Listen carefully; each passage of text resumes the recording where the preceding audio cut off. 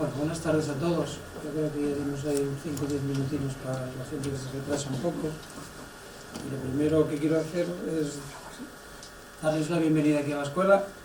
Muchos ya la conocen y otros no. Y que se sientan a gusto aquí durante esta conferencia. Y después agradecerles evidentemente la asistencia. Yo creo que es una asistencia bastante aceptable. Porque últimamente, bueno, pues la gente como que no que atrae mucho de este tipo de conferencias. No sabe valorar la importancia que tiene tanto la conferencia como el conferenciante. Agradecer al señor Sancho, catedrático de esta escuela, que realmente la conferencia si se va a impartir es gracias al esfuerzo y al trabajo de él, que contactó con el conferenciante y hay que agradecer dicha circunstancia. Finalmente, pues agradecer al conferenciante que haya aceptado la invitación del señor Sánchez para impartir esta conferencia aquí a todos nosotros sobre un libro que creo que voy a echar un vistazo, que nos parece muy interesante porque lo que hace es, pues bueno, acordarse un poco de los ingenieros y de la ingeniería, ¿no? Que siempre estamos ahí como un poco olvidados en todo este tema. Entonces, bueno, yo pienso que los ingenieros, pues muchos de ellos estamos aquí, pues somos esos profesionales que a través del estudio, del conocimiento, del manejo y dominio de las matemáticas, de la física, de la química y de otras ciencias, así como del ingenio, de ahí viene la palabra ingeniero, desarrollamos tecnologías y resolvemos problemas que afectan a la actividad cotidiana de todos nosotros con el fin de procurarnos pues, un confort, un progreso y un bienestar. En definitiva, la ingeniería podemos decir que es la actividad que transforma el conocimiento en algo práctico, que es de lo que se trata, ¿no? Ya sin más, pues voy a pasar la palabra al señor Sancho, catedrático de la escuela, para que haga ya una presentación del conferenciante. Muy bien. Gracias. Pues hoy tenemos la oportunidad de tener aquí la agradable oportunidad de contar en esta escuela con la presencia de Lino Camprubi, un doctor en Historia, que nos va a resumir el contenido de su libro, que se llama Los ingenieros de Franco.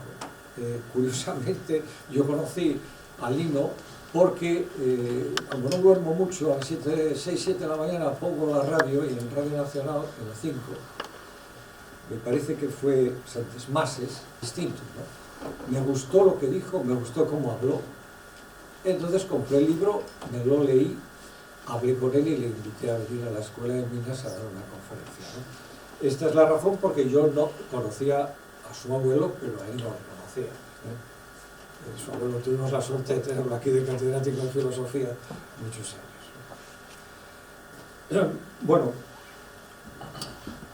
personalmente sí le conocí después porque vino a Mieres el día de Miércoles Santo a dar una conferencia sobre la circunvalación de la Tierra, interesantísima, ¿no? Entonces sí que hablé un poquito con él porque tenía otros que le invitaban y bueno, pues sí, ya hubo el contacto personal y quedamos en hablarnos por teléfono, ¿no? Bueno, la formación de Lino es una formación muy interesante. Él es graduado por la Universidad de Sevilla, en donde también saca su máster en Historia. Él es graduado en Filosofía, saca su máster en Historia y en Filosofía de la Ciencia, ¿eh? Esta parte de Filosofía de la Ciencia es la que tiene más conexión con lo que es este libro, ¿no? Después hizo un año de estancia en la Cornell University, donde estuvo graduándose también, y lo más importante, creo yo, es su estancia en la Universidad de California, que fue prolongada por unos 6 años, 7 años, ¿no? En donde hizo su doctorado en filosofía, se hizo Philosophy Doctor in History, ¿no? El tema que desarrolló fue precisamente el tema que compendia en este libro, ¿no? En estos momentos tiene su puesto académico, está en la Universidad de Sevilla, donde colabora de profesor, aunque disfruta una beca de investigador de Ramón y Cajal. Estuvo en los años 2017 y 2018 en el Max Planck Instituto con la parte de historia, ¿no? Como visitante, como investigador visitante. para estudiar un tema sobre acústica moderna. En el 17-18 también estuvo en la Universidad Autónoma de Barcelona como investigador de la Ramón y Cajal, en un centro que tienen los catalanes de investigación sobre la ciencia, sobre la historia de la ciencia, ¿no?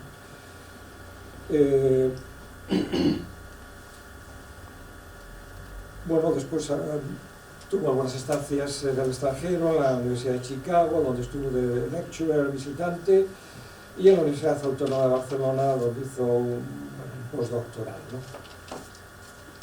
Sus publicaciones son bastantes y importantes, pero bueno, yo voy a hablar de dos libros que creo que son lo que más interesa. Uno es el que hoy se va a comentar aquí, y es Unos ingenieros de Franco, Ciencia, Catolicismo y Guerra Fría, publicado en Barcelona en el 17, ¿no? Y luego tiene una publicación importantísima, porque se lo publica el MIT Press, que es, como saben ustedes, nada menos que el Instituto Tecnológico de Massachusetts, ¿no? Que hemos comentado los dos de que le ha dado una gran apertura mundial, y el libro se titula Engineers in the Making of the Francoist Regime. Esto lo publica estos señores, y bueno, pues indudablemente para un profesional de la docencia, para un universitario, es poner una pica en Franco. Hombre, yo cuando pensé en Lino, lo que me llamó mucho la atención es alguien que escribe de España, pues ¿cuántos son? 12.000 kilómetros de España, ¿no? 12.000 kilómetros de España a veces es una distancia que se necesita para hablar de nosotros mismos, ¿eh? A veces la cercanía nos constriñe, nos hace ciertos respetos. Entonces, bueno, creo que eso también me llamó mucho la atención en su momento, ¿no? Bueno, pues nada, todo esto que investigó y que lo concretó en el libro, nos va a hablar ahora sobre él, con lo cual tienes la palabra, Lino, nos explicas. Pues nada, muchísimas gracias por las dos presentaciones, sobre todo don José Sancho por la invitación y la presentación tan amable, porque es para mí un honor y una suerte pues estar... ¿se sientan? Por entonces yo me pongo es lo que decía, una suerte poder presentar este libro que yo ya presenté en Oviedo hace justo 2 años, en mayo del 2017, o sea que no es una novedad, y que en el panorama editorial de hoy en día, que salen cientos de miles de libros todos los años, que le sigan a uno llamando para presentar un libro que 2 años después, pues se agradece mucho, porque además efectivamente este libro no está pensado para que se lo lleve el viento, sino que es una obra que me costó unos 10 años desarrollarla, y que, bueno, que yo la pensé para que tuviera una importancia, para que dijera algo de la historia reciente de España. Con lo cual, que me inviten a presentarla 2 años después, además aquí, a un sitio donde no hay gente de mi gremio de historia, sino que hay gente, bueno, hay muchos amigos míos, hay que reconocerlo, pero también hay gente de ingeniería, ingenieros de minas, que han encontrado, sobre todo don José Sancho, que me invita, que ha encontrado cierto interés en el libro. Con lo cual, que yo pueda venir a hablar con protagonistas del periodo, un periodo posterior, con protagonistas de algunas de las varias disciplinas de las que yo hablo, pues la verdad es que es una suerte, y también tiene el peligro de que me saquen, ¿no?, algunos errores, pero eso es lo que a mí me anima sobre todo a venir aquí, el turno de preguntas. O sea, yo intentaré ser breve para poder escuchar las experiencias que ustedes tengan que contar, etcétera, etcétera. Ya sé que lo de que es un honor se dice mucho, pero en este caso lo es además de por la razón que ya he dicho, por otras 3 razones más o menos. Una, que estamos en el aula Pintado Fe, que es uno de los protagonistas del libro, aunque el libro solo le dedica un párrafo, y además se lo dedica mal, porque como ya me han señalado, yo digo que es químico, y francamente no sé de dónde saqué esa idea, pero como todos los que están en esta escuela saben, porque hay una escultura suya en la entrada, pues era ingeniero de minas. Pero bueno, hablaremos un poco después de ello. Otra razón por la que es un honor estar en Oviedo es por, como ha mencionado el presentador, mi abuelo fue Gustavo Bueno, tuve el privilegio de poder llamarle abuelo, y él dio una charla en la Facultad de Geología, invitado por la Asociación de Áridos de Asturias, creo que en el 2006, que luego la publicó, y que es sobre ideas lapidarias. Ideas lapidarias significa, pues, ideas que proceden de las piedras, es lo que él llamaba la filosofía de las piedras.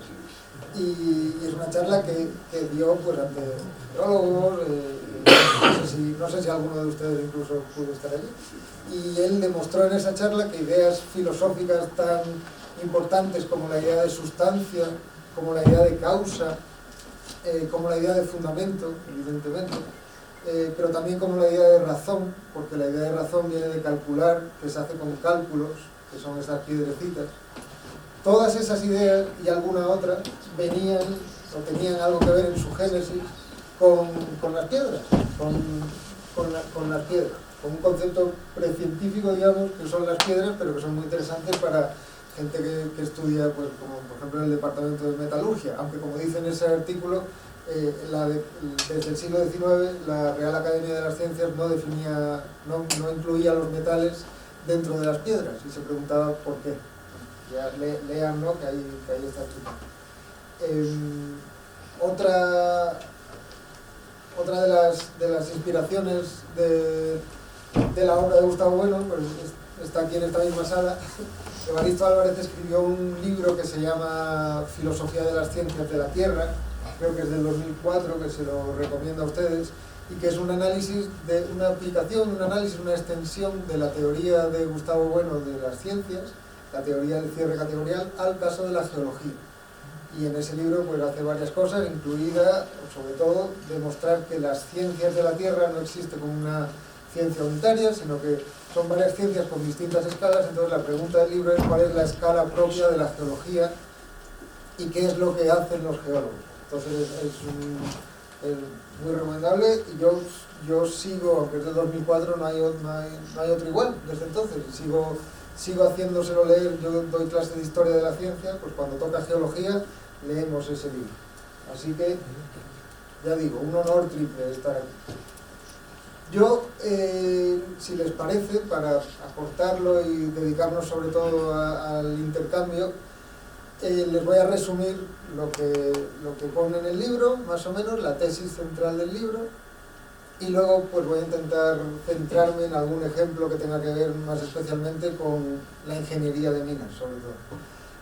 La tesis central del libro es, por ponerla en una frase, que los ingenieros el libro se llama Los ingenieros de Franco, que los ingenieros de Franco fueron clave en la historia política del periodo. O sea, que al decir yo los ingenieros de Franco no me refiero a los ingenieros que Franco tenía, a los ingenieros que pertenecían a Franco, como si digo los galgos de Franco, no sé si Franco tenía galgos, pero imaginemos que tenía galgos, pues los ingenieros de Franco, no. Yo lo digo más bien en el sentido de los ingenieros de la Torre Eiffel. Hay un grupo de ingenieros y científicos, es lo que trato de demostrar, no es que todos los ingenieros estuvieran en ese núcleo, pero hay un grupo de élite de ingenieros de diferentes cuerpos, de diferentes ramas, diferentes disciplinas, que fueron clave en el proceso de conformación de la vida política y económica de 40 años de la historia reciente de España. Es decir, que es un libro de historia de la ciencia y la tecnología, pero que inmediatamente pretende ser mucho más. Pretende ser un libro de historia política de la España reciente. Básicamente parte de la premisa de que un Estado actual en el siglo XX no puede subsistir 40 años si no es incorporando un montón de conocimientos, de técnicas, de prácticas, y en concreto que un país como España, que en esa época se industrializó y se desarrolló enormemente, a nivel solo comparable con Japón y cosas así, pues este proceso no se explica si no es viendo las prácticas investigadoras que había en el momento, los laboratorios, los materiales, los sitios, las geografías, el territorio, cómo se transformó ese territorio y quiénes fueron los actores que impulsaron esa transformación. Con lo cual, siempre surge inevitablemente la pregunta, en una charla de este tipo, ya la hemos hablado una vez, ¿eran los ingenieros colaboracionistas del régimen? Yo lo que digo es que hablar del régimen así en general no es decir nada prácticamente, porque el régimen no existía cuando Franco ganó la guerra. Entre las muchas familias que habían intentando conformar el régimen en una dirección u otra, los ingenieros fueron un grupo que muchas veces no se tiene en cuenta, pero que fueron fundamentales. Para bien y para mal, eso ya dependerá de cada uno, pero sin estudiar esa labor de los ingenieros no se puede entender la historia del franquismo. Esa es la tesis fuerte del libro. Inmediatamente hay que decir, de los ingenieros, ¿es que solo había un grupo de ingenieros y todos querían lo mismo? No. Había cuerpos distintos, como ya he dicho, con proyectos diferentes para el país, muchas veces no siempre compatibles entre sí. Con lo cual, lo que hay que estudiar, y este libro es solo una aproximación que aspira a ser parte de otras muchas que no haga yo, sino que haga la gente, pues lo que hay que estudiar es precisamente qué tipo de proyectos llevaron a cabo los ingenieros. Tampoco basta con decir que los ingenieros se limitaban a hacer su trabajo técnico. ¿Por qué? Porque el trabajo técnico de los ingenieros, sobre todo cuando estos ingenieros llegan o llegaban a puestos de decisión importantes, gerentes de empresa, directores de empresas, ministros de industria, todo ese tipo de cosas, pero incluso no ministros, sino puestos de decisión más secundarios, pero sin embargo claves, las decisiones políticas que tomaban entrañaban y realizaban proyectos políticos enteros. Entonces no es lo mismo ser un ingeniero agrónomo, por ejemplo, que ser un ingeniero industrial, o que ser un ingeniero civil de caminos, vamos. Es más, entre esos dos grupos muchas veces había luchas encarnizadas por recursos, no solo recursos económicos, sino incluso hay un capítulo que se dedica al agua.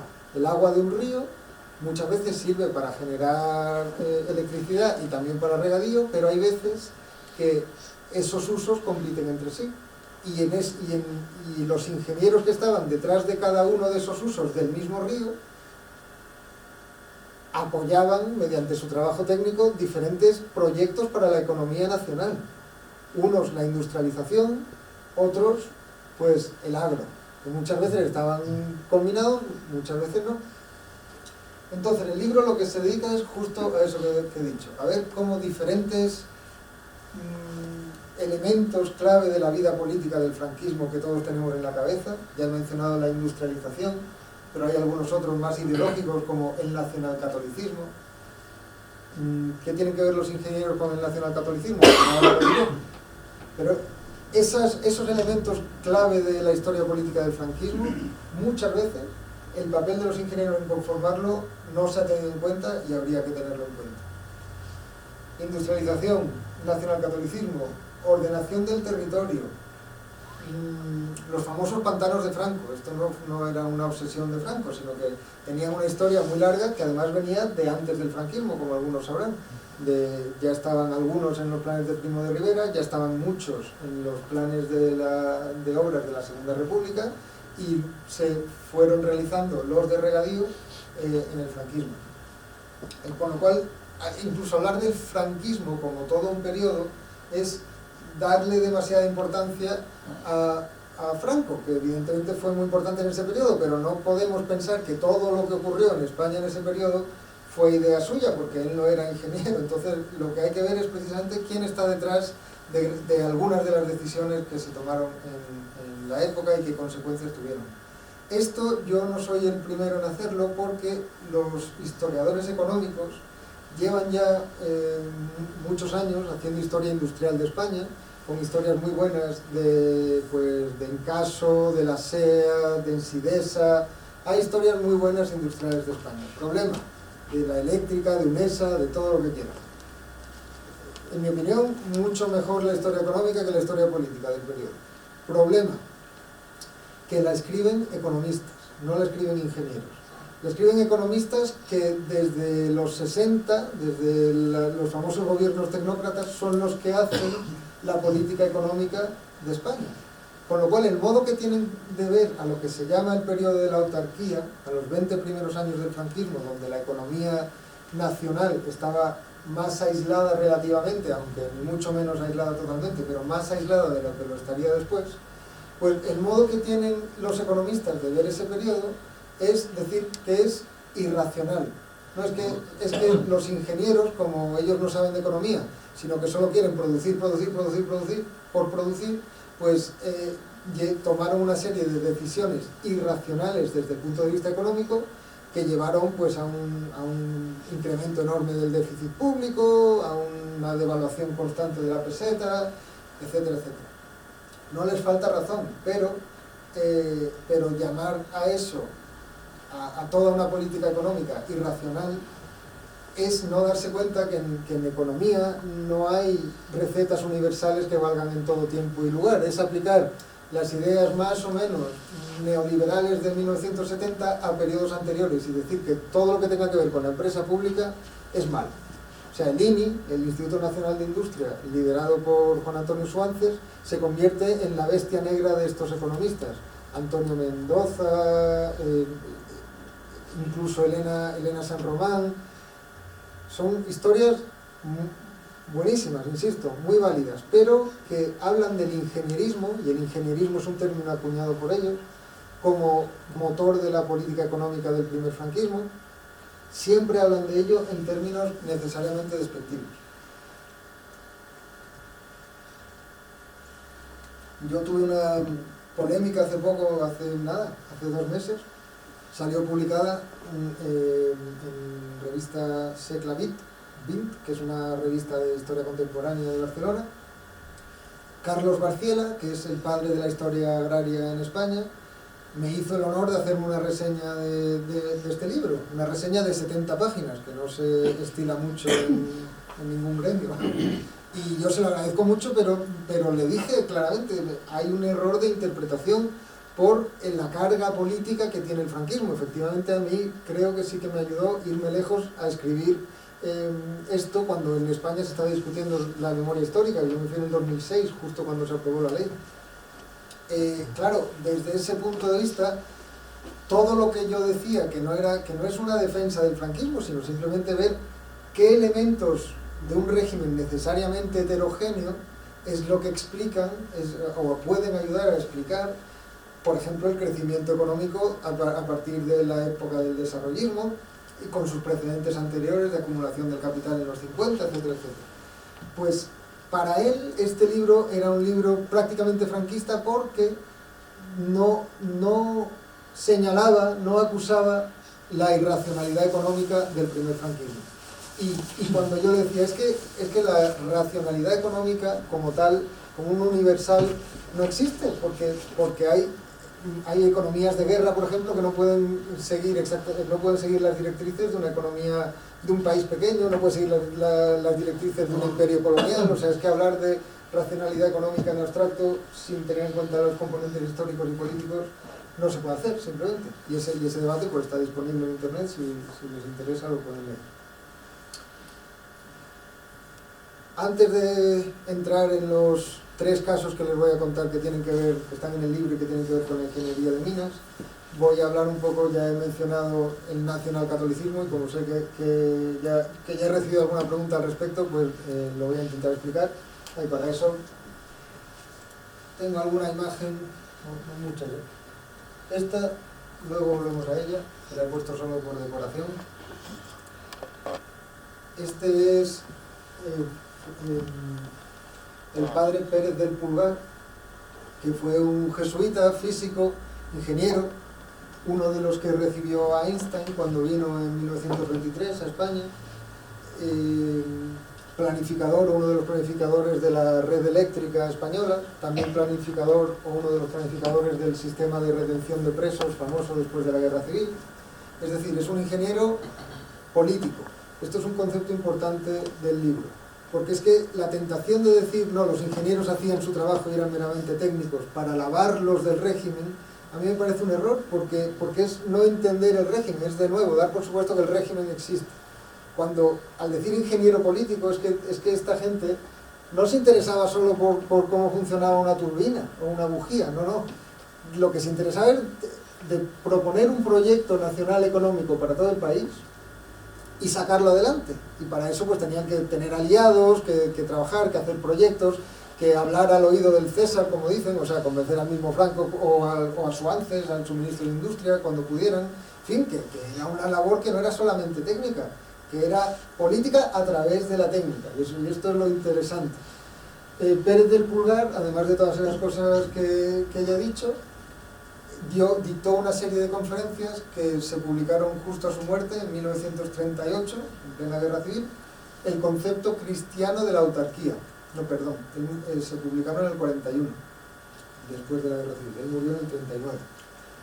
El concepto cristiano de la autarquía, y ahí el razonamiento pues es bastante simple, para que vean que sí que hay racionalidad en la política económica del primer franquismo. El razonamiento es decir, un razonamiento que se encuentra en otros países y en otros teóricos de la autarquía, porque la autarquía no es una cosa que se le ocurrió a Franco, sino que es un movimiento internacional de proteccionismo económico que se da después de la Primera Guerra Mundial. Básicamente, es decir, que para conseguir independencia política, un país como España necesita independencia económica. Los enemigos que está pensando es el materialismo soviético, recordemos, el sacerdote, además de todo lo que he dicho, el materialismo soviético y el materialismo capitalista de Estados Unidos. Frente a eso, la única manera de conseguir independencia política es tener independencia económica. Un país pequeño como España, sin recursos suficientes, porque no es el imperio inglés, está hablando todavía cuando no ha caído el imperio inglés, y eso es lo que se tiene enfrente. Un país pequeño no tiene acceso a recursos, la única manera que tiene de sobrevivir es la investigación, la ciencia y la tecnología. Esto es compartido por bastantes personas de diferentes espectros, de diferentes familias dentro del régimen, bastantes personas que tienen que ver con la investigación científico-técnica. Por ejemplo, sin ir más lejos, en el libro hablo bastante del Opus Dei, de José María Albareda. José María Albareda se rodeaba de científicos, que son los científicos que montaron el CSIC, el Consejo Superior de Investigaciones Científicas. Y muchos historiadores han dicho, no ven, esto es una prueba de que en el franquismo no hubo ciencia, porque quien montó la investigación científica eran católicos tradicionalistas, retrógradas, imperialistas, toda esa retahíla. Y bueno, es que el Opus Dei no existía prácticamente cuando se montó el CSIC. El Opus Dei es una parte del catolicismo, igual que la de este padre jesuita. Es una parte, igual que la de Girón al montar aquí las universidades laborales. Es una parte del catolicismo que abraza el desarrollo económico. El nacionalcatolicismo tenía una vertiente, digamos, barroca del siglo XVI, etcétera, etcétera, pero tenía también una vertiente industrializadora que veía a la investigación científica-técnica como la única, voy a ponerlo en términos lo más rimbombantes posible, la única esperanza de la salvación espiritual de España eran los laboratorios. Entonces, eso que muchos lo consideran una mezcla imposible, está puesta negro sobre blanco, pero no solo por este hombre, pues este hombre es el que más citaban todos, por el título, el concepto cristiano de la autarquía. O sea, la autarquía ya existe como concepto, él lo que añade es el cristiano, y lo explica. Bueno, pues ese mismo argumento lo hacen muchos a lo largo de los siguientes 20 años. Y eso es lo que inspira, entre otras cosas, a José María Albareda hacer que el CSIC, el Consejo Superior de Investigaciones Científicas, se dedique sobre todo a la investigación aplicada. Porque de lo que se trata no es de estudiar insectos por amor a la entomología, lo que se trata es de erradicar la malaria, por ejemplo. Y es siempre así, lo que se trata del CSIC, y además se oponen con ello a la Institución Libre de Enseñanza y a la Junta de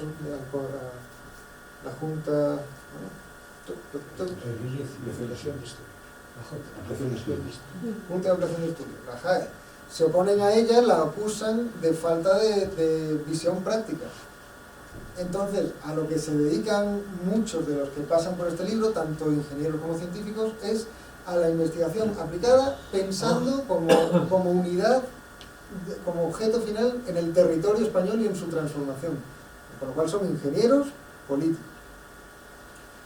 Es el argumento del libro, y ese argumento el libro lo explora a través de unos 10 capítulos, 9 capítulos, no lo sé, con casos distintos.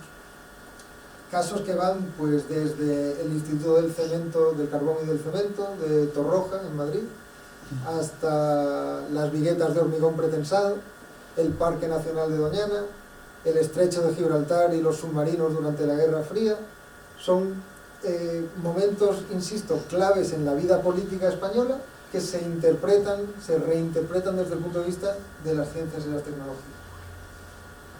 Entre esos casos, como les digo, hay 3 que tienen que ver con la ingeniería de minas. Así que se lo cuento muy rápidamente porque no era la intención alargarme mucho.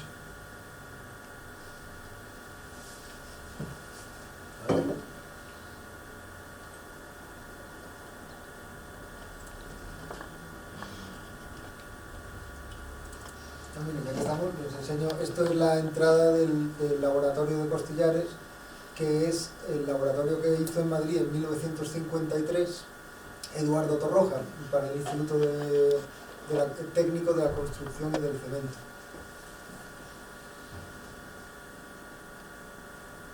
Le dedico un capítulo entero a este silo de carbón, así que no se lo voy a contar. Pero bueno, del carbón hablaremos un poquito ahora. Proyectos, bueno, voy a dejar, aquí están, proyectos en el libro que tienen que ver con ingeniería de minas. El primero, el uranio. En 1945, Hiroshima y Nagasaki pues hacen a todos los gobernantes del mundo, digamos, pensar que conviene conseguir la bomba atómica, sobre todo en pues eso, un momento de inseguridad política como es el del franquismo después de la Segunda Guerra Mundial. Pero bueno, todos estaban buscando lo mismo. Entonces se hace una junta secreta para buscar uranio en España, sobre todo en el territorio español. Se calculaba por entonces, porque habían aparecido vetas en Córdoba, que España era ni más ni menos que la 5ª potencia mundial en términos de reserva de uranio. Eso resultó que no era cierto. Pero como en aquella época se pensaba que había muy poco uranio y que estaba localizado en solo algunas partes, aquello causó una fiebre dentro y fuera de España que permitió a una España aislada políticamente, en parte económicamente, pues tender una serie de lazos. Por ejemplo, José María Otero Navascués, que fue uno de los impulsores de la energía nuclear en España, viajó a Italia con valija diplomática con 200 kilos de uranio y se lo entregó secretamente, porque Italia tenía prohibida, después de la Segunda Guerra Mundial, por Estados Unidos, por los vencedores, tenía prohibida el comercio, la investigación con uranio. Pues ellos, Otero Navascués llevó 200 kilos de uranio a Milán a cambio de que en Milán, en el reactor de Milán, entrenaran a físicos españoles, y fueron para allá 4 físicos españoles. Todo esto en el más estricto secreto. También hicieron algún pacto secreto con Alemania. Estados Unidos, que todavía tenía la esperanza de que efectivamente hubiera uranio en España, pues cortó todas esas cosas rápidamente y ya en el 49 entró en contacto con España y dijo: oye, si queréis os mandamos nosotros geólogos a ayudar con la prospección. Y llegaron en el 52, antes de los acuerdos hispanoamericanos del 53. Esto es muy curioso también, como a pesar del aislamiento político, el intercambio técnico es mucho más fluido ya desde el 46 prácticamente. Pues el uranio, van viendo que hay menos de lo que pensaban, pero empiezan a buscarlo en territorios coloniales de la España de entonces, sobre todo en el Sáhara español. Y hacen vuelos con contadores radiactivos, etcétera, etcétera. Y llega un momento que Estados Unidos se da cuenta que hay muchos países que, como España, están intentando desarrollar su energía nuclear encontrar uranio propio, montar centrales nucleares propias, y eso tiene el peligro de que está fuera de control. La prueba es que en 1960 Francia, un aliado de Estados Unidos, antes lo había hecho Gran Bretaña, pero con la más o menos complacencia de Estados Unidos, pero Francia no. Francia en 1960 denota una bomba atómica sin que Estados Unidos quiera, pero porque las colonias francesas tienen acceso a uranio y hace investigación atómica hasta que lo consigue. Estados Unidos, viendo que eso estaba pasando en todo el mundo, en 1955 hace la famosa conferencia de átomos para la paz y les dice a todos los que estaban buscando uranio: aquí tenéis reactores nucleares, aquí tenéis uranio, eso sí, olvidaos de la bomba atómica. Y para un país como España, aunque Otero Navascués, que es el que estaba impulsando la cosa, no quería depender de Estados Unidos, sin embargo, si te entregan un reactor llave en mano, pues lo aceptas. Y eso fue exactamente lo que pasó. Y a partir de ahí, pues la historia de la energía nuclear en España es muy interesante, porque en 1973 al 76 más o menos, España se convirtió en el mayor cliente de material nuclear de Estados Unidos del mundo. Que claro, la economía española estaba más pujante que ahora, es cierto, pero no se correspondía a eso, ni mucho menos, no se correspondía a ser el mayor cliente de Estados Unidos. Lo que pasa es que Estados Unidos le convenía vender centrales nucleares y transformaron, digamos, el panorama energético español para poder colocar sus centrales. Lo cual a muchos, por ejemplo a los industriales privados de UNESA, les convenía también, pero José María Otero Navascués lo vio siempre como como una cesión de lo que podría haber sido, según él, la soberanía energética española. ¿Por qué? Porque estos tratados técnicos son siempre políticos, es que eso es lo interesante.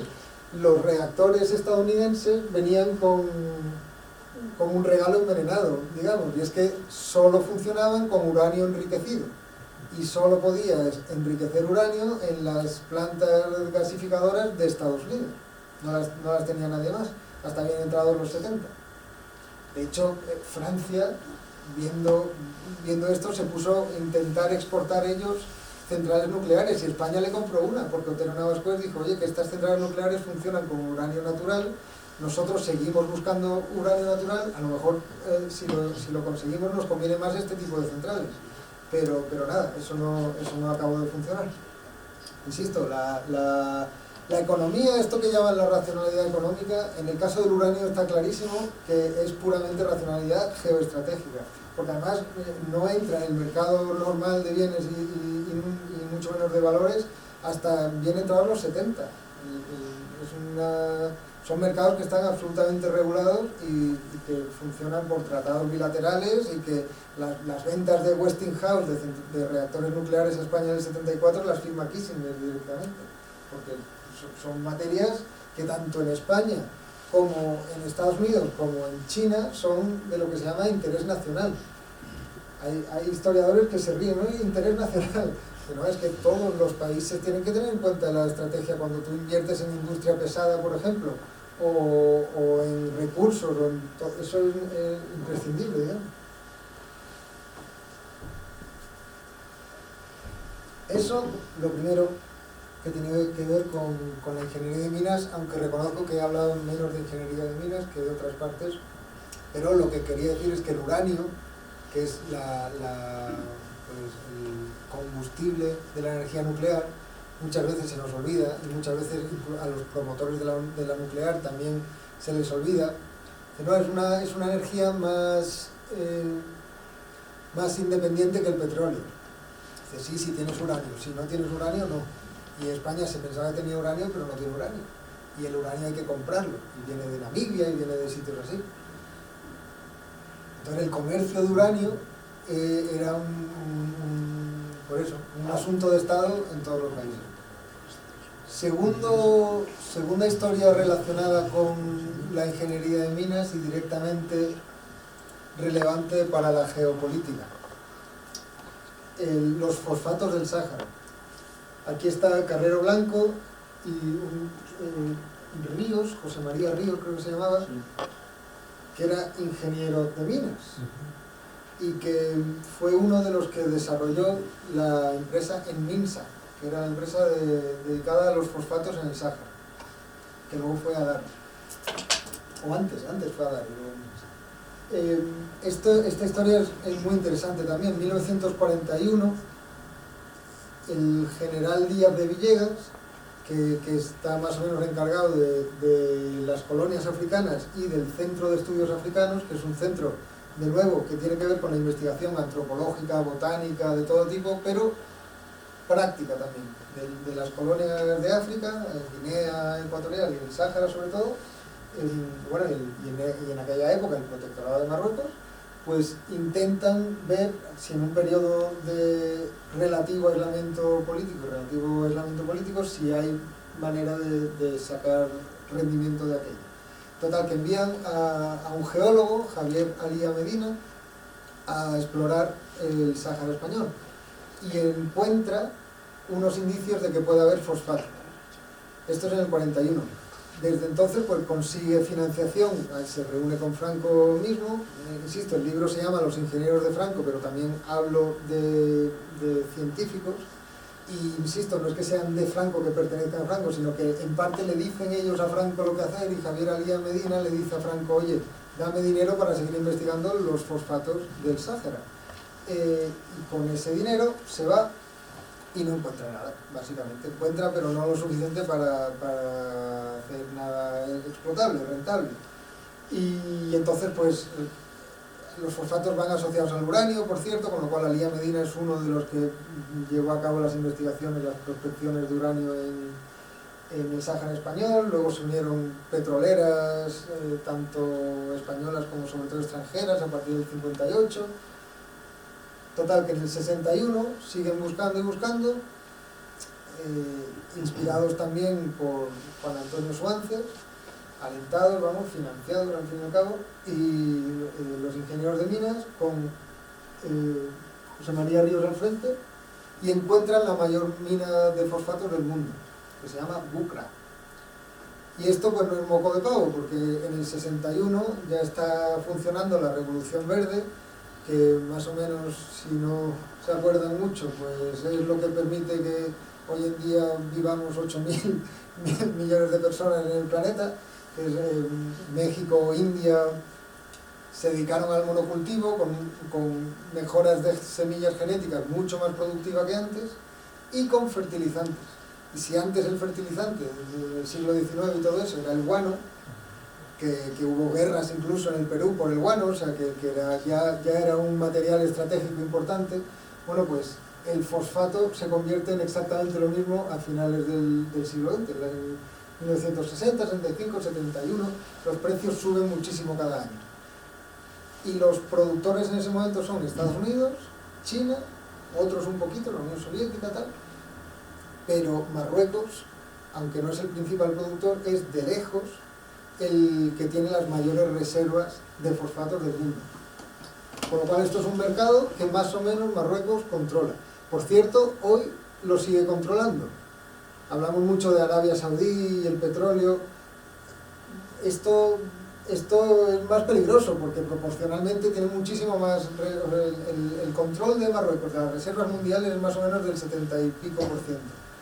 Con lo cual, si Marruecos, por lo que sea, cierra, la agricultura mundial se desploma, digamos, en 10 años, con lo cual esto nos debería preocupar y supongo que a alguien le preocupa más de lo que a la prensa le preocupa. Total, que Marruecos se entera de que España tiene una mina de fosfatos que es la más grande del mundo. Que siendo la más grande del mundo no compara con los depósitos que tiene Marruecos, no nos malentendamos, pero desde el momento, desde ese preciso instante, todo el mundo que tiene algo que ver en este negocio multimillonario, y de nuevo, no solo económicamente, sino geoestratégicamente importantísimo, pues se da cuenta de que ese fosfato va a cambiar la relación de precios y la relación de poder de ese mercado. Escaso, muy escaso, porque el de uranio para entonces ya se sabía que había demasiado uranio, ya todo el mundo tenía uranio más o menos, sobre todo a partir de los 80. En esta época el fosfato es un bien muy escaso. Y además se hacen estudios que dicen, no, es que no se va a encontrar mucho más porque las condiciones de la génesis de uranio son muy precisas, de uranio, digo, de fosfatos. Total, que empiezan varios años, una década de negociaciones entre Madrid, Estados Unidos, Francia. Francia era la única, la que tenía el monopolio de la producción de fosfatos ya procesados en Europa por sus colonias del norte de África, que está empezando a perder en 1960, prácticamente las ha perdido todas, con lo cual pierde el monopolio de los fosfatos y está todo el mercado en caos, en constante negociación. Ahí diferentes ministros les dicen a Ríos y a otros ingenieros de minas que el Sáhara español siga siendo español depende del BUCRA y depende de vosotros y depende de vuestras negociaciones económicas, y esto es explícito. Y en las carpetas y carpetas que hay en la SEPI y en el Instituto Geológico y Minero Español, se habla explícitamente de que de los ingenieros de minas depende la soberanía del Sáhara español. De hecho se pierde en 1975 y se pierde, entre otras cosas, por esto, o sobre todo por esto, porque hay un acuerdo entre Marruecos y España, que es secreto y del que se habla muy poco, que es de 1972, en el que Marruecos le dice a España, venga, vale, puedes sacar el fosfato, y aceptamos no ir a una guerra de precios, pero puedes sacar solo unas determinadas toneladas todos los años. Y eso lo van haciendo 2 o 3 años de manera muy inestable hasta que el sistema se rompe. Y Hassan II le dice explícitamente a Kissinger en Estados Unidos, le dice, si yo no tengo acceso a ese fosfato, si este fosfato hace que yo tenga que bajar los precios, la estabilidad social de Marruecos y la mía del trono se pone en peligro. Y si yo caigo, aquí va a haber un régimen socialista como en Algeria. Y si aquí en Marruecos hay un régimen afín a la Unión Soviética, los soviéticos van a tener una base de submarinos en el Atlántico. Kissinger inmediatamente habla con el rey de España y lo demás ya lo saben ustedes. Marcha verde y Marruecos, y el Sáhara para Marruecos. Luego una guerra, la guerra del Frente Polisario famosa, en gran parte fue en torno a la mina del Bucra. Lo primero que hicieron los del Frente Polisario fue volar una cinta de transportadora de 100 kilómetros que habían hecho de Bucra hasta el Layún, hasta el puerto. Pues esa fue la primera acción. ¿Por qué? Porque de toda la vida los movimientos reivindicativos que tienen cierto éxito lo que han hecho es ir a las líneas de producción. Los mineros en la revolución industrial pues iban al carbón, a volar las minas o a volar los ferrocarriles. Pues esto es lo mismo. Si se acaba el suministro de fosfato, ya estás haciendo una presión de verdad al gobierno que quieres transformar, digamos. Pues esto, este es el segundo ejemplo de una historia que tiene que ver con la parte técnica de ingeniería de minas, porque el capítulo que hablo de esto, estoy hablando mucho de eso, de cómo funciona la minería de los fosfatos, de cómo se hacen las prospecciones, de cómo se encuentran, y de cómo se sabe, de cómo se estiman las cantidades mundiales de fosfato. Que esto es una cuestión puramente técnica, pero de una importancia, como se pueden imaginar, tremenda a la hora de determinar precios y cosas de ese tipo. Estos son los primeros mapas que hizo Alía Medina de la geología de Marruecos. Supongo que se puede explicar aquí. Bueno, pues ya son mapas geológicos, pero que no existían hasta el 52, que es cuando los presenta él. 52. Manuel Alía Medina, creo que le llamaban Javier. Esto lo escribí ya hace 4 años, o sea que me perdonan si algún nombre no lo tengo fresco. Y esto es el proceso que llegaron para llegar a Bucra, siguiendo correlaciones de estratos que habían encontrado aquí, siguiéndola y viendo dónde estaba la playa antigua, hasta que encontraron aquí esta veta que era relativamente superficial y enormemente rica. Vale, y ya la tercera historia, por llamarla así, el tercer proceso del libro que tiene que ver con la ingeniería de minas es el del carbón. Y por eso he empezado con esta imagen y porque estamos en la escuela de Oviedo, que es a lo que se dedicaba, se dedica a otras cosas. Esto es una película que supongo que no habrán visto, aunque a lo mejor sí, es del 48, ¿sí? Está basada en una novela de Palacio Valdés de finales del siglo XIX, que se llama igual, Las aguas bajan negras, y es básicamente la novela y el libro tienen el mismo comienzo, pero un final muy distinto. ¿Se lo cuento? Sí. En el 48, o sea, si no lo han visto ya no es culpa mía.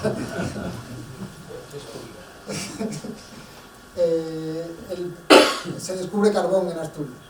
Entonces las aguas bajan negras son efectivamente las aguas del Nalón, que bajan negras con el carbón. Y en la novela de Palacio Valdés eso está criticado. O sea, desde un punto de vista más o menos tradicionalista y del paisaje asturiano, pues hay unos empresarios corruptos extranjeros que llegan y deciden ponerse a extraer carbón, y unos residuos del carlismo, ayudados por el cura local, pues se niegan y dicen: antes bajarán rojas por mi sangre que negras por su sucio carbón. Y consiguen paralizar el proyecto. Eso es finales de siglo. Esto lo hace José Luis Sáenz Heredia, que es uno de los grandes directores del momento, discípulo de Buñuel, creo que cuñado o algo así de Primo de Rivera, realizador de Raza, la película famosa de Franco, que tiene dos versiones, tiene una versión antiliberal y luego tiene una versión anticomunista. Pues Heredia tuvo algo que ver en ambas dos, iba con los tiempos, claro. En la película es muy distinta, pues es del 48 y es un hombre que tiene algo que ver con algunas esferas de poder del régimen, con lo cual la película más o menos defiende el punto de vista oficial de entonces, que es el punto de vista del nacionalcatolicismo que he dicho antes. Ahora lo van a ver muy bien. Pasa lo mismo, llegan unos empresarios que quieren ahí sacar carbón y los tradicionalistas se oponen, incluso viene la misma frase esta de las aguas rojas y negras y tal. Y aquí lo que pasa no es que el cura se haga amigo de los tradicionalistas y para el proyecto, sino que el cura convence a todo el pueblo de que esto es lo que hay que hacer, y en nombre del progreso. O sea, totalmente distinto. Y claro, ¿y de qué progreso? El progreso en general no, el progreso de la economía nacional española. El cura dice, gracioso, que igual que Asturias se sacrificó en Covadonga para salvar a España, pues ahora lo mismo tiene que sacrificar lo prístino de los paisajes para salvar a la economía nacional. Y eso es a lo que me refiero con el nacionalcatolicismo, porque él sigue hablando de que es la única manera de que la salvación espiritual de España depende de que las aguas del Nalón se ensucien. Esa es básicamente la tesis, y todo igual, termina aquello en una fiesta tremenda y todos son aplausos. O sea que esa es la tesis de entonces. Efectivamente, esa tesis es la tesis de Juan Antonio Suárez, el presidente del INI y ministro de Industria del que he hablado antes. Él hablaba de una trilogía industrializadora que es acero, carbón y electricidad, hidroelectricidad. El carbón ya tenía una larga historia en Asturias, pero antes de la Guerra Civil se importaba más o menos el 25% del carbón que se consumía en España, y durante la Guerra Civil pues se dejó de importar carbón totalmente. Primero porque era un mercado, de nuevo, de gran importancia estratégica para los diferentes contendientes, imagínense Gran Bretaña, pero también porque en España pues se paró la actividad económica que pedía carbón, las cementeras, la siderurgia y las grandes maquinarias navales, todo eso, pues durante la Guerra Civil cayó mucho la demanda, pero inmediatamente después se disparó la demanda de carbón, y con la peculiaridad de que era la Segunda Guerra Mundial, con lo cual no había carbón en el mercado internacional, y a España le costaba mucho llegar al poco carbón que había. Con lo cual la dependencia del carbón nacional se hace muchísimo mayor después de la Guerra Civil. Pero el carbón nacional tenía algunas ventajas y algunos inconvenientes. La única manera de hacerlo funcionar al rendimiento que hacía falta para las diferentes actividades era la investigación científico-técnica, de nuevo. Entonces encargan a Pintado Fer, del que hemos hablado, que no era químico, sino ingeniero de minas, le encargan pues eso, montar un Instituto Nacional del Carbón asociado al CSIC, asociado al Patronato Juan de la Cierva, este patronato dedicado a las ciencias aplicadas, y lo primero que él dice, bueno, en 1948 se va unos meses a visitar laboratorios que tienen que ver con la investigación del carbón de diferentes partes del mundo, Alemania, Estados Unidos, y dice esto, lo único que se puede hacer es una fábrica experimental, pero de tamaño industrial. Esto es una cosa bastante común en el INI, es decir, si queremos ser relevantes para la industria, la escala de la investigación y de la experimentación tiene que ser ella misma industrial. Y en concreto, pues es el coque para la siderurgia. Cómo maximizar, qué tipo de carbón hace falta, qué tipo de temperaturas conviene alcanzar, todo ese tipo de preguntas, pero a escala de hornos industriales, porque si no, no te vale lo mismo lo que encuentras en el laboratorio. Ese era un razonamiento que hacen en el INI, se hace mucho. ¿Qué pasa? Que a Suances le gustaba mucho, pero el franquismo no era un núcleo homogéneo, ya lo he dicho. Entonces a Suances le gustaba mucho, pero el que paga, que es Hacienda, y en ese momento las divisas extranjeras costaban dinero y mucha maquinaria había que traerla de fuera, no le gustaba tanto el proyecto. De modo que lo piden en el 49 y hasta el 59 no se construye la fábrica de carbón.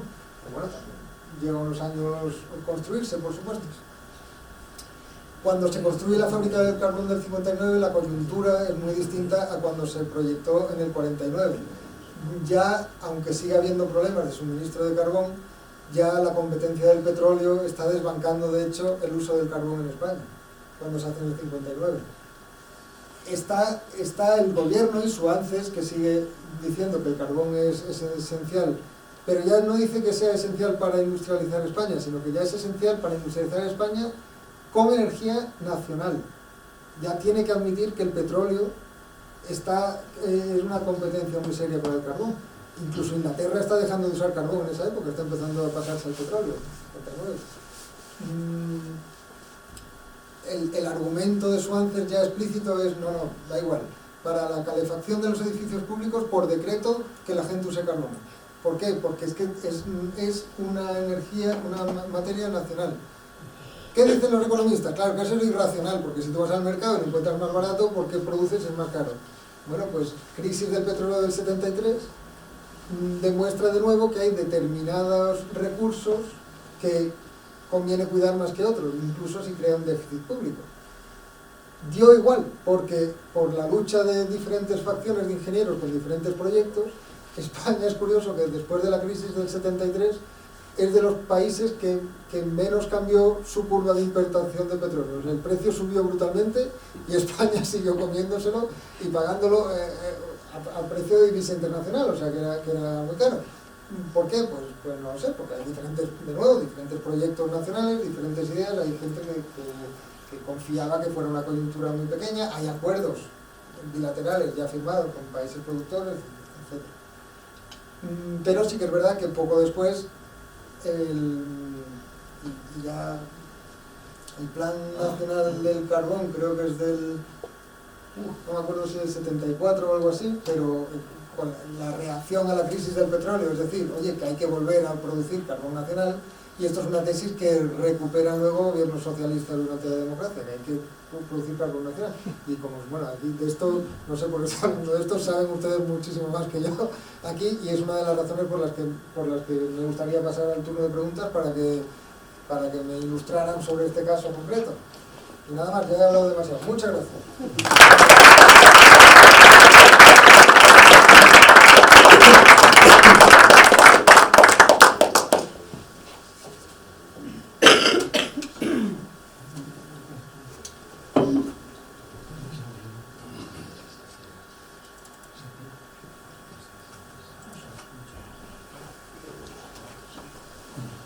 Preguntas. Objeciones, sí. No, oye, que yo siempre intervengo, o sea que no es esto. No, primero agradecerte tu presentación, que para mí ha sido fantástica. Yo soy de la cuarta promoción de esta escuela.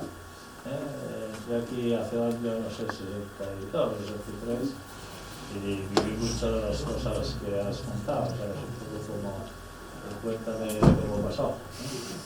Y sí, muchos temas por lucrar, pues había además un problema, que es que juntando los fosfatos de fosbucra con la producción de piritas de Huelva, se podía llegar a una producción de superfosfatos que también era todavía más peligrosa que la mera producción de fosfato, y eso es una de las razones de eso. La cinta transportadora, efectivamente, por una obra, había que haber hecho un ferrocarril, pero sé que por testigos que lo vieron, pues una cinta, muy bien, una cinta. Que además había que proteger porque el desierto tenía mucho polvo y todo el sistema de rodillos y demás eran especiales. Todo ahora, sin embargo, sí quisiera hacer una consideración, porque es que me lo pide el tiempo. Claro, la diferencia de lo que pasaba en esa época, cuando muchas estrategias estaban controladas o realizadas por ingenieros, lo que puede pasar ahora, y me refiero al tema nuclear. Has citado a Otero Navascués, que es un gran maestro del tema, de cómo se llevan los temas, que era un tema muy estratégico, pero en este momento se acaban de nombrar, y no son los primeros, porque los anteriores también se habían nombrado, verdaderos ignorantes en temas de seguridad nuclear, nada menos que para el Consejo Superior de Seguridad Nuclear. Gente, bueno, no voy a contar ni casos ni perfiles, además no son los últimos. O sea, no es el último nombramiento, ya viene desde hace mucho tiempo. Cuando se pide, tanto a la ley española como a las directivas europeas, experiencia en operación, en funcionamiento de centrales nucleares, etcétera. De que jamás vio ni una central nuclear, no sabe si sabe lo que es una. Bueno, eso no puedo dejar de decirlo. Y no sé, se podría comentar muchas más cosas, ¿no? Si de esto último que dije tienes alguna opinión, pero te voy a decir solo otra cosa. Una que ya no está, hace poco una mina de uranio en Salamanca que se iba a reabrir, se desistió, pues su comentario fue decir, es que me da asco que se abra esa mina. No tengo que ser superior de seguridad nuclear, pero alguna, digamos, atracción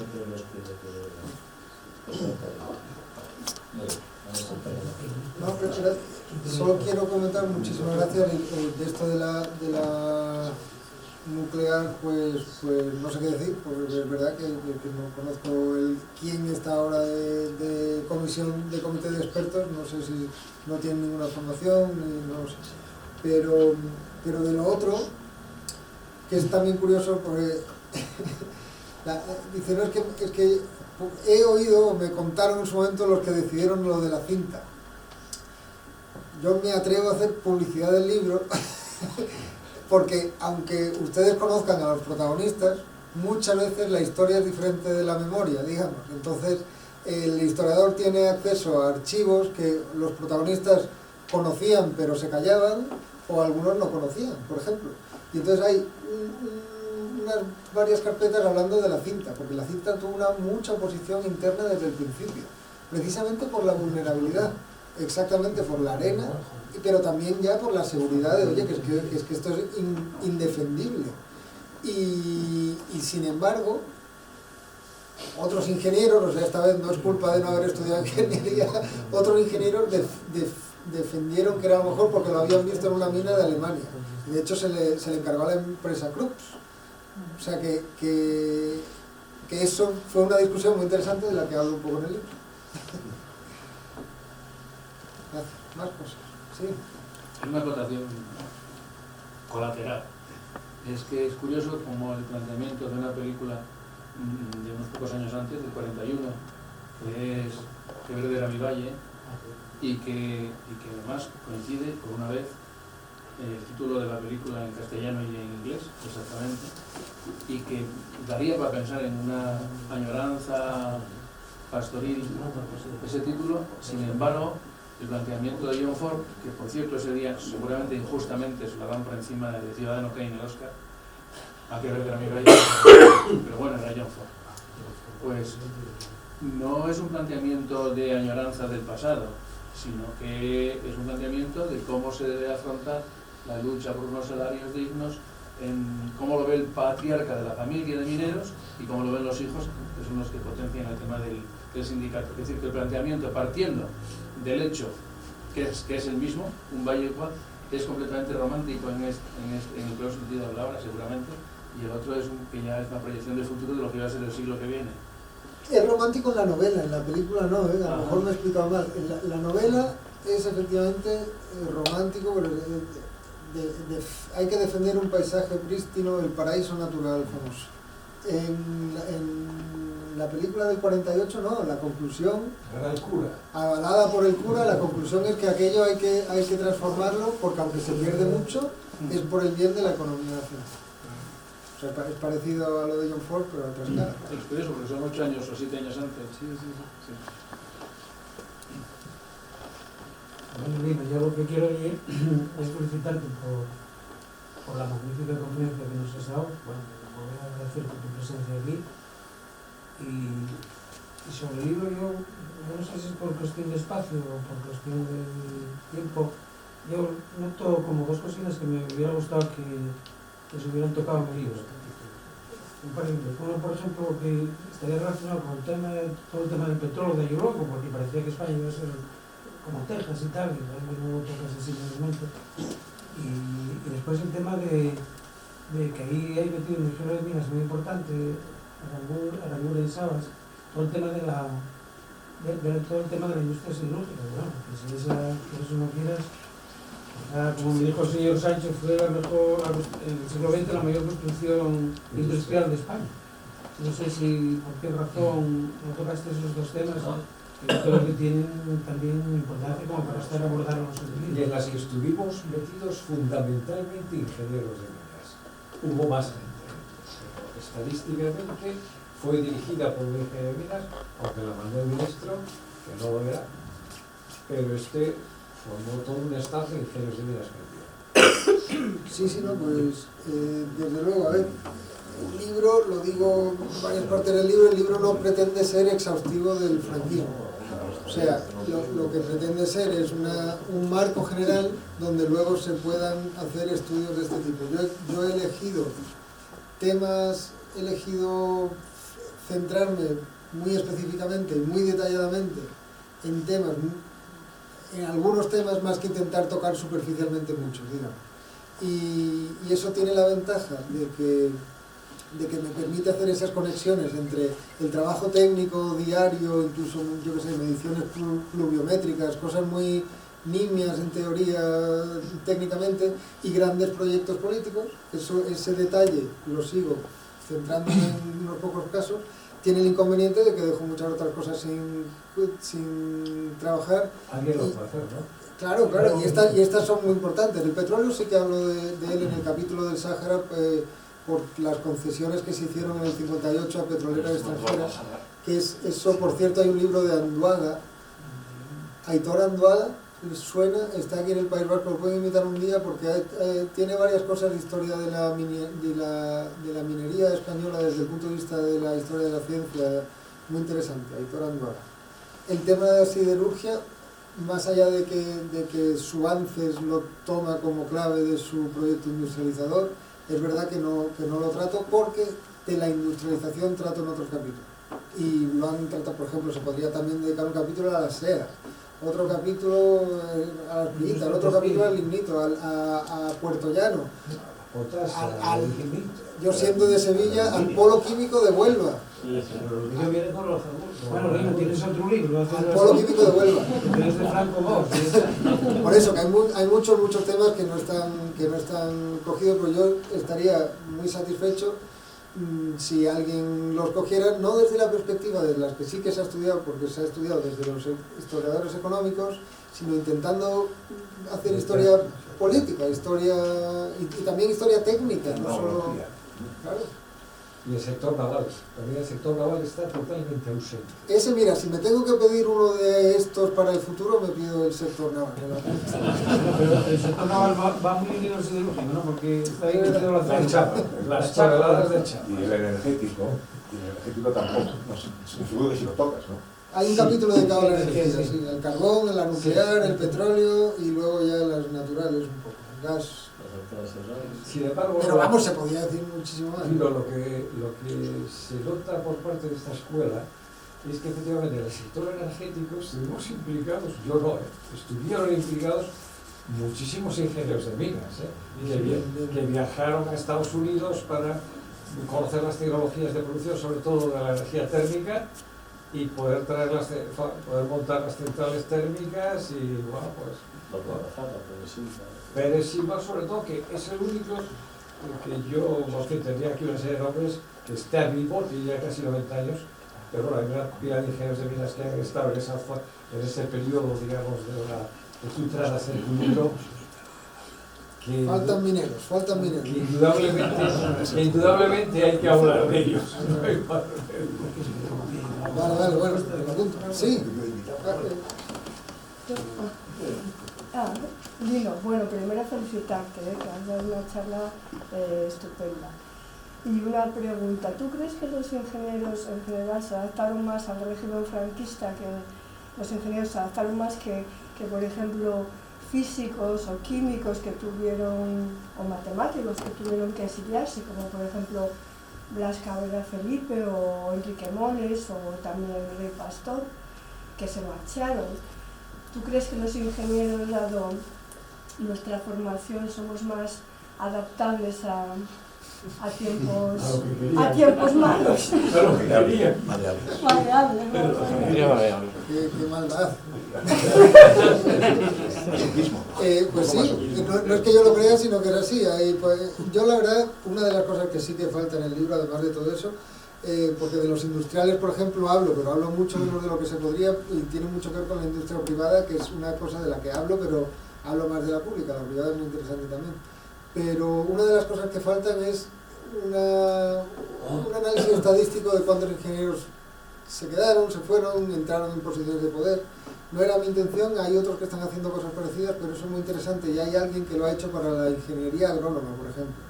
De eso del cuerpo de ingenieros agrónomos, que además es muy fácil de hacerlo, comparar los cuerpos y se quedaron casi todos. Y además eso, lo que ellos mismos decían de sí mismos, que a veces era verdad, a veces era mentira, es que tenían más poder en el nuevo régimen de decisión que en el régimen parlamentario, porque el régimen parlamentario, bueno, lo que pasa hoy en día, si cambia el gobierno cada poco, tu proyecto lo tienes que pasar por 1000 filtros, no sé qué, aquí cuesta mucho sacarlo, pero cuando se saca, digamos. Y en otras disciplinas, efectivamente, depende de cuáles, pero el impacto fue de la guerra civil y de la posterior represión y depuración fue mucho mayor.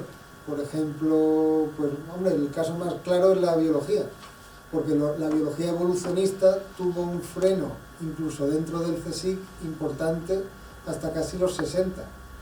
El propio José María Alvareda, impulsor del CSIC y sacerdote y miembro del Opus, uno de los primeros, junto con Escrivá,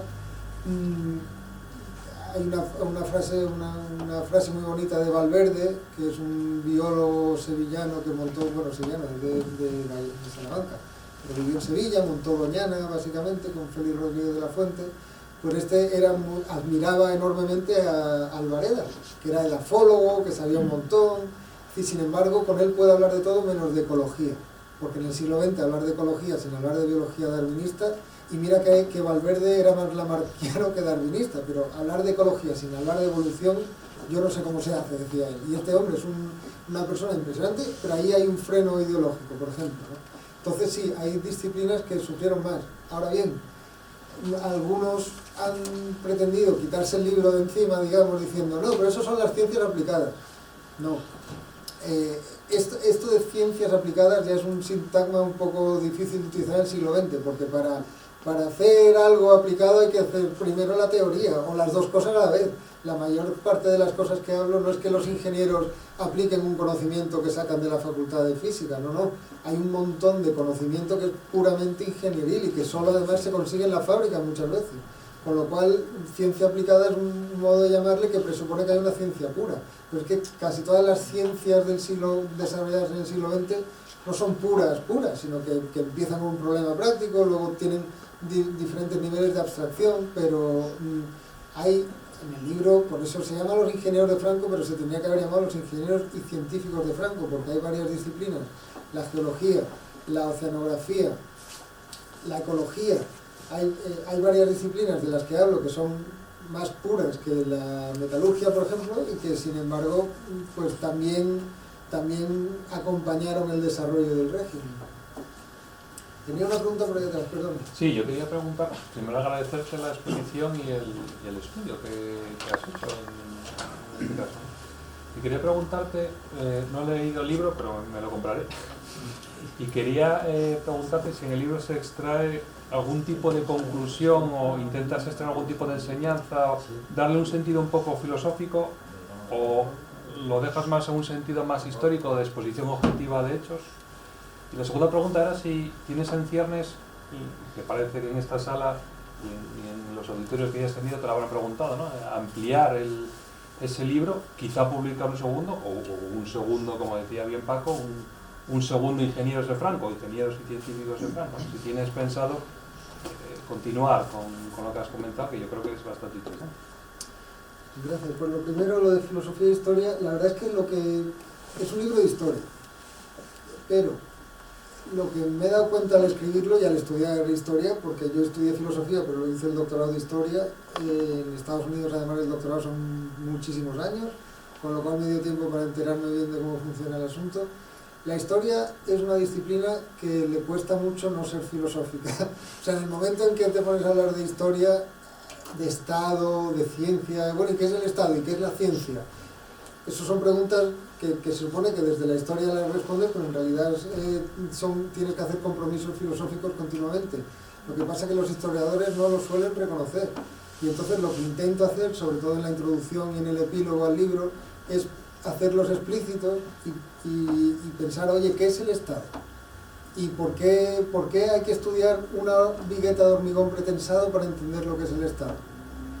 ¿Por qué hay que estudiar el territorio y la transformación del territorio para entender lo que es el Estado? ¿Por qué hay que estudiar la oceanografía física de Gibraltar para entender la geopolítica de la Guerra Fría? ¿Qué implicación hay entre el mundo de las cosas, de los objetos materiales, y el mundo político, etcétera, etcétera? ¿Y qué es la ciencia? Lo mismo, esto de pura y aplicada es un problema filosófico en gran parte. ¿Qué significa ciencia pura? ¿Qué diferencia hay entre la ciencia y tecnología? Todo ese tipo, y qué conexiones hay, todo ese tipo de preguntas, yo creo, francamente, que se tratan más claramente cuando se tiene un poquito, se hace explícito que estás haciendo filosofía, porque es que muchos historiadores intentan obviarlo, y colegas míos, y dicen, no, es que esto al final son temas que son muy discutibles. No hay hechos puros cuando hablas hay hechos puros cuando hablas si no sé quién recibió una carta de no sé cuántos, pero cuando hablas de interpretaciones de un periodo entero, hay interpretaciones. Sobre los mismos hechos se pueden interpretar de manera muy distinta. Sobre lo otro de ampliar el libro, la verdad es que yo llevo unos años intentando estudiar otra cosa, que es el Mediterráneo. No desde el punto de vista español, sino desde el punto de vista que se llama, internacional, desde diferentes, cuál ha sido el papel geopolítico del Mediterráneo en el siglo XX. Con lo cual, no, pero espero que lo hagan otros. Sí. Enhorabuena por la charla. Dos preguntas muy rápidas. Luis Carlos Martín, que presentó en el Colegio de Ingenieros de Minas en noviembre su libro Filosofía de la Ciencia y la Tecnología. Y bueno, no dio para mucho debate porque los ingenieros estamos muy lejos de la filosofía. Pero bueno, entre lo que yo he hablado con él, después, en el propio debate que está en internet, en YouTube, al final me dijo, me retó, hazlo tú. Yo digo, ¿cuál es la diferencia? O sea, la categoría ciencia está clara, la categoría tecnología parece que está clara, por lo menos es un lugar común, se asocian continuamente ciencia y tecnología, ciencia, pero yo dije, ¿dónde está la ingeniería? Yo creo que la ingeniería está en el medio. Dice, escríbelo y hazlo tú. Una pregunta, la primera pregunta sería esa, ¿tú dónde ves la ingeniería como categoría? ¿Dónde la ves? O sea, en esas dos, dentro de esas dos claras y bien asentadas que son la ciencia y la tecnología, esa es una pregunta. Y la otra, hablamos el año pasado más sobre los encuentros de filosofía al final, los encuentros de la Fundación, de Melvin Kransberg. Tú estuviste en Estados Unidos 8 años con tu tesis y conocías perfectamente la figura de Melvin Kransberg, fundador de la Sociedad de Historia de la Tecnología en Estados Unidos. Y hablamos también de la tecnología y la ciencia otra vez, pero desde la historia de la tecnología y historia de la ciencia. Tú eres ahora, entiendo, me has dicho que eres profesor de historia de la ciencia, das clase, docente de historia de la ciencia en Sevilla. La pregunta es, ¿por qué la historia de la tecnología? Yo no sé de dónde se va en España, no se da ninguna historia de la tecnología, no hay ni en escuelas de ingenieros, ni en escuelas de... No hay. Lo que no hay es historia. Sí, quiero decir que es que... los arquitectos tenéis historia del arte hasta... Claro, pero ¿cómo no vas a tener historia? Pero los ingenieros no tenemos historia de la tecnología. Perdona, a mí me parece escandaloso que en las escuelas de ingenieros no se estudie la historia de la ingeniería. Es escandaloso. Como los médicos estudian la historia de la medicina. Claro. Bueno, esa era otra pregunta. ¿Qué explicación tienes tú o qué... ¿Cómo se puede explicar eso? Perdón, Alfonso. Es que no solamente en España, en Estados Unidos, historia de la tecnología también se da muy poco en las universidades. Digo, la historia de la ciencia tiene una aureola, un interés desproporcionado para el peso socioeconómico que tiene la tecnología, la ingeniería. Sí, a ver, yo diría que, por empezar con lo segundo, en Sevilla sí que hay historia de la tecnología en la Facultad de Ingenieros, que la da Javier Aracil, que además dio historia de la ingeniería en filosofía. Yo fui alumno de Javier Aracil. O sea que en algunas partes de Sevilla, de España, sí que hay historia de la tecnología. En Estados Unidos hay muchísima historia de la tecnología. Yo he estudiado en Cornell, por ejemplo, que lo que se hace es eso, básicamente. Y mi tesis en Los Ángeles también, lo que hacían era una mezcla. Y muchas veces lo que pasa es que en los departamentos de historia de la ciencia se dan las dos cosas. Se llama de una manera, pero se dan las dos cosas. Y aquí en España, otros que hacen historia de la tecnología son los economistas, lo que digo. Y la hacen muy bien, pero la hacen desde un punto de vista muy... económico. Historia económica no se hace la tecnología. Sí. Eso por un lado. Por otro, respecto a la pregunta, ciencia, tecnología e ingeniería. Esos dos bloques que dicen que están muy bien claramente tal, eso es lo que hay que empezar por negar. No hay una cosa que se llame ciencia, hay muchas ciencias. Y esas, esas ciencias son tan distintas como la lingüística de la termodinámica. O sea, no es tan fácil ver qué es lo que tienen en común, ni cuándo empieza una ciencia y cuándo empieza una pseudociencia, o cuándo empieza una ciencia humana y cuándo empieza... La matemática, por ejemplo, ¿que la matemática se define igual que la física? Pues no. Es un problema filosófico fundamental que pasa por romper esa supuesta unidad. Tecnología lo mismo. El libro de Luis Carlos lo que hace es hablar de tecnologías distintas que cada una de ellas en su propio núcleo y desarrollo pues tiene, que son irreductibles las unas a las otras.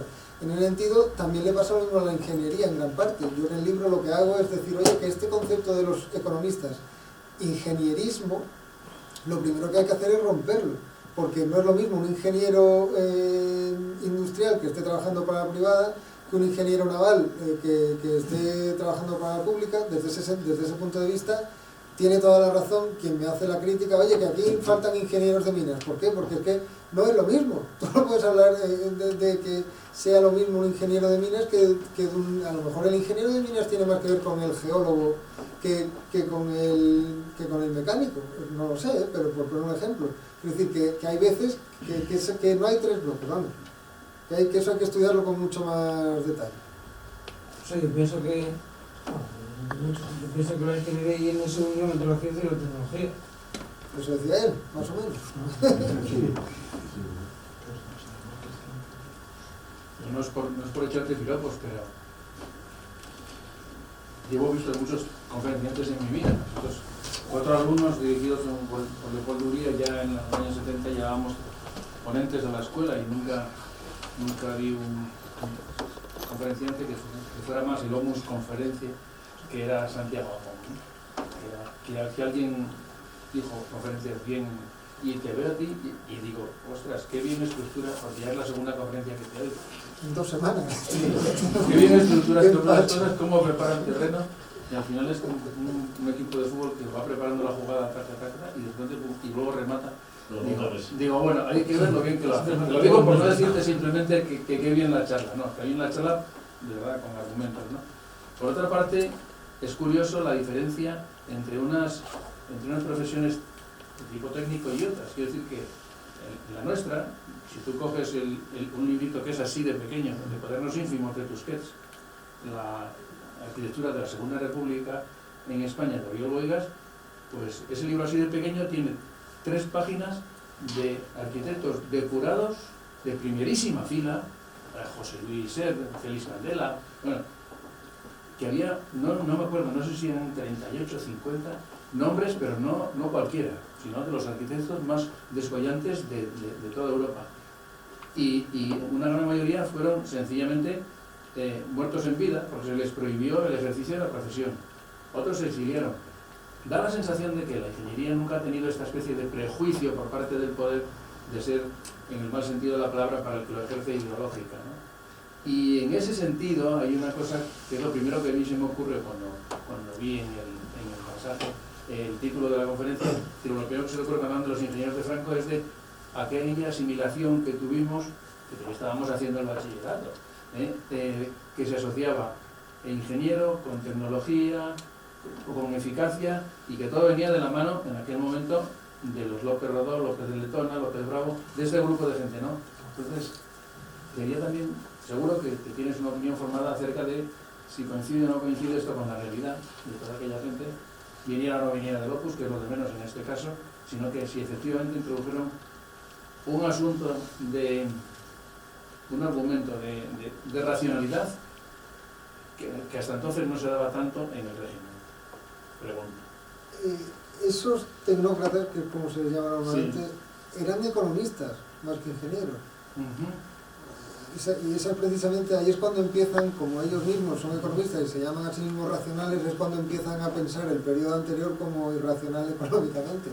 Pero yo lo que digo es que hay mucha más continuidad de la que ellos mismos aceptaban, entre otras cosas por el Opus, porque el Opus ya tenía un núcleo de investigación que tenía que ver con la economía española desde el 39, por eso que no es en el desembarco del Opus, la economía autárquica y la economía desarrollista, esos dos bloques tienen mucha más continuidad, porque la economía española llevaba creciendo desde el 50, entre otras cosas, bueno, es que la industrialización, el paso de una economía agrícola a industrial pasa en los 50, no pasa en los 60, con lo cual es un proceso continuo, la verdad es que es un proceso continuo, con muchas discontinuidades porque es un régimen muy complejo, ¿no? Y porque la economía pues está sujeta a un montón de coyunturas, pero yo diría que no hay tanta discontinuidad. De todas maneras, la pregunta que creo que está al principio de esta es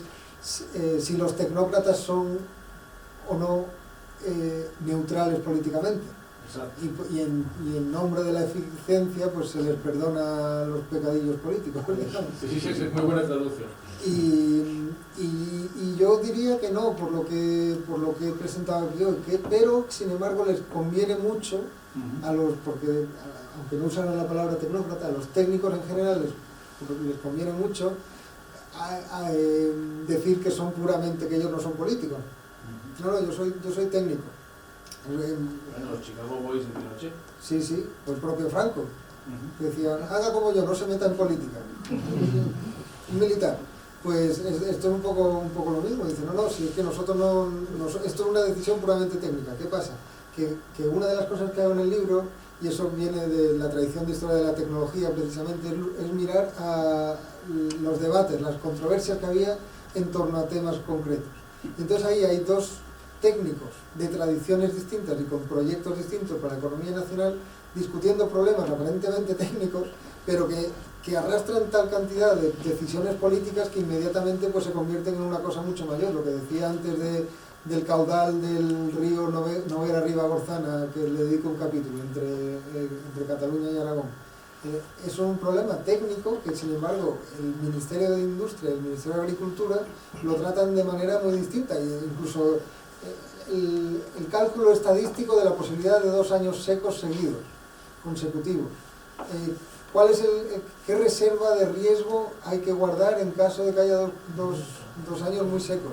Ese tipo de cosas que son en principio pues técnicas, sin embargo arrastraban proyectos políticos para toda España.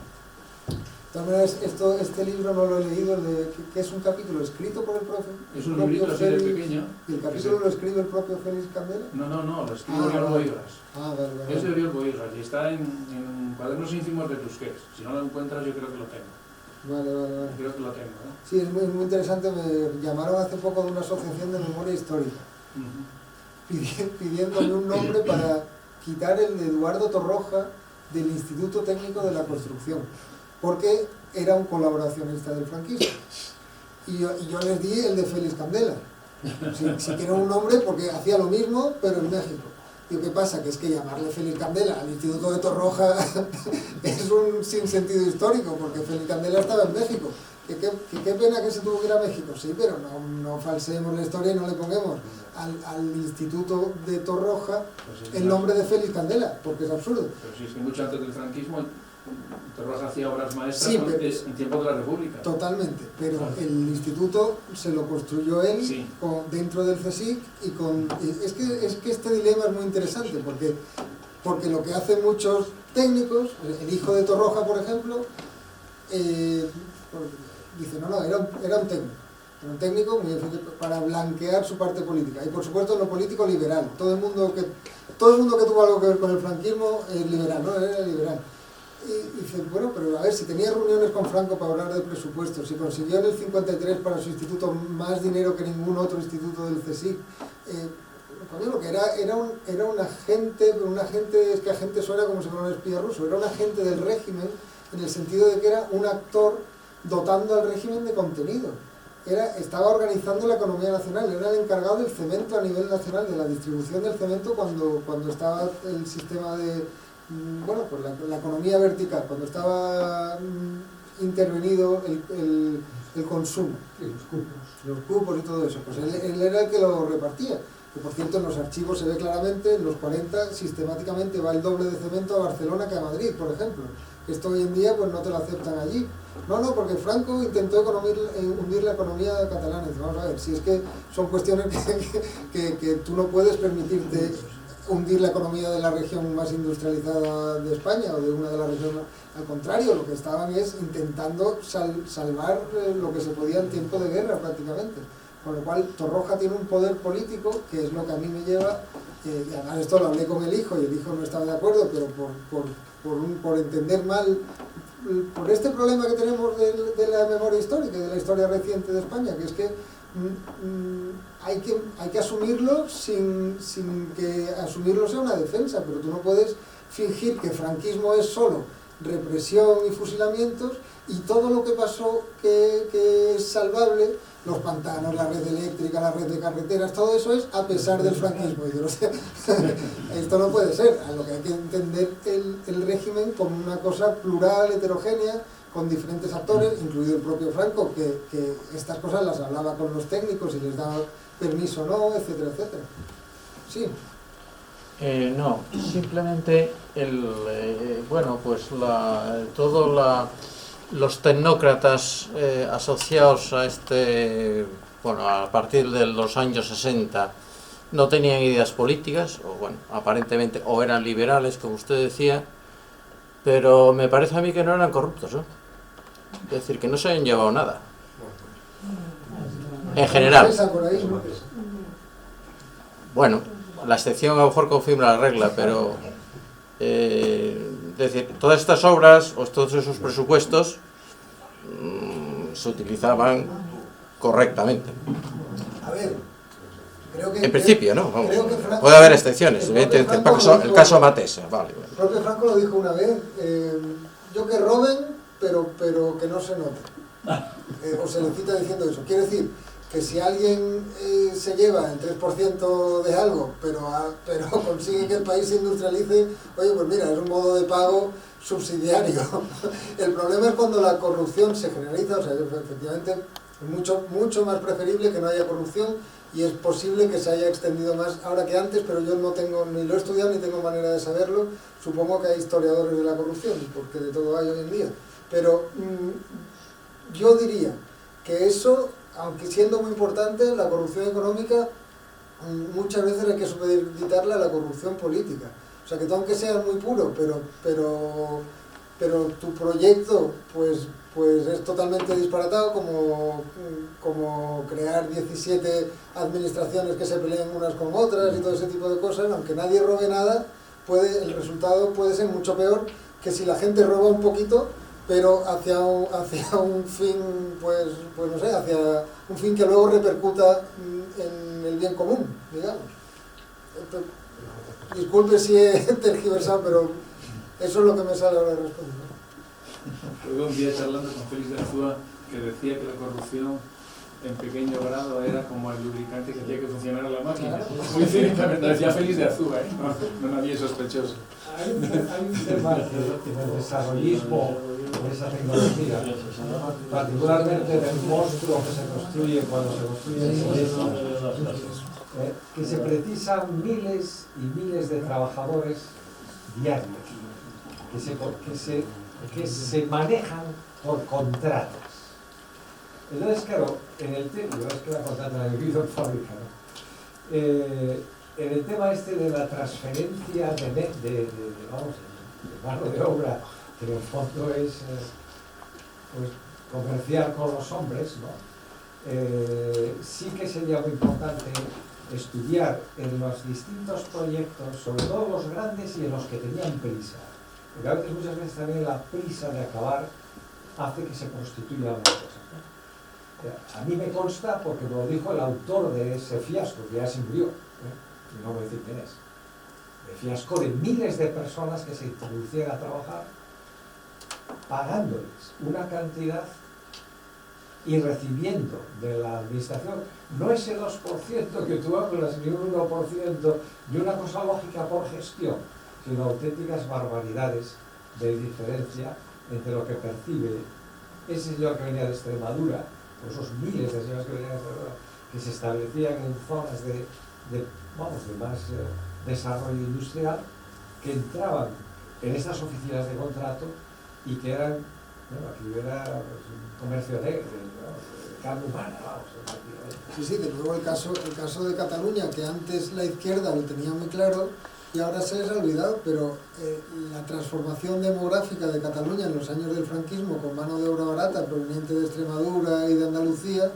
pues es flagrante, vamos, y es un caso claro de eso que está diciendo usted.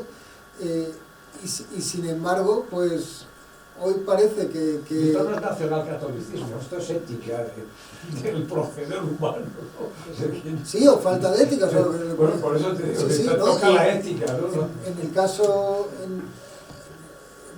de las industrias, o sea, ningún país del mundo, digamos, se ha industrializado simplemente pues a base de contratos entre libres iguales en los que todo el mundo gana, sino que normalmente, y esto no es solo teoría marxista, sino que se puede aceptar desde otras premisas, normalmente todos los procesos industrializados han conllevado periodos de salarios de hambre que son muy importantes para que haya capital que se pueda reinvertir en otras cosas, en mayor desarrollo. Y esto pasó en esta época, pasó en la Unión Soviética, teorizado, vamos, pasó... Bueno, la Unión Soviética era peor, ¿verdad? Sí, pero se les hacía a la gente trabajar sin pagarles. Los salarios, los llamados salarios de hambre o de subsistencia del campo español fueron necesarios para la industrialización de la economía urbana.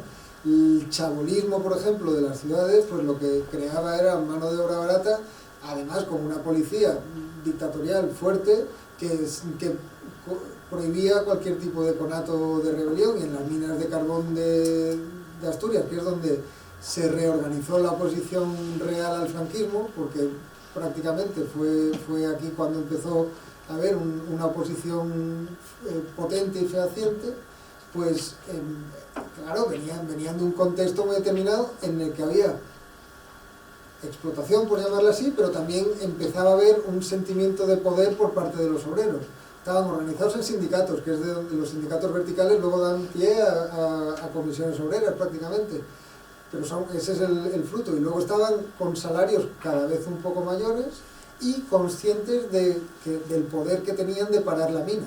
Claro, de nuevo lo mismo de los ingleses.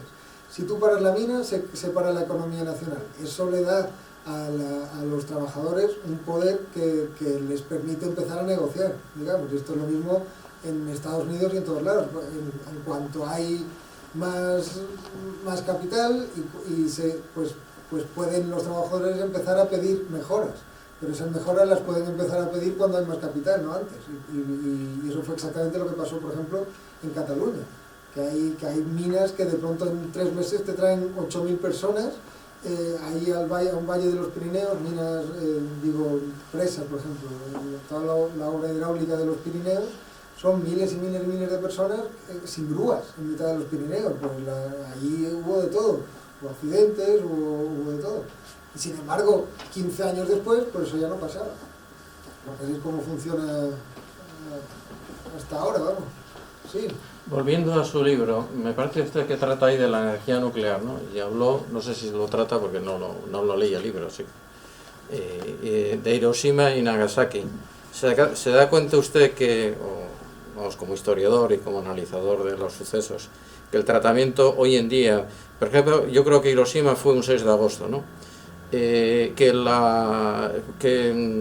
comercialmente, es decir, la imagen que da después de muchos años después de esa atrocidad, tirar la bomba atómica en una ciudad, el tratamiento que se hace en la población de Hiroshima es totalmente distinto al que se hace de Nagasaki. Y eso fue 2 días después. Es decir, los medios de comunicación el día 6 de agosto nos recuerdan continuamente la Hiroshima, pero en cambio Nagasaki, que fue otra atrocidad muy parecida, 2 días después casi pasa desapercibido. ¿Es usted consciente de eso? Nada más que añadir.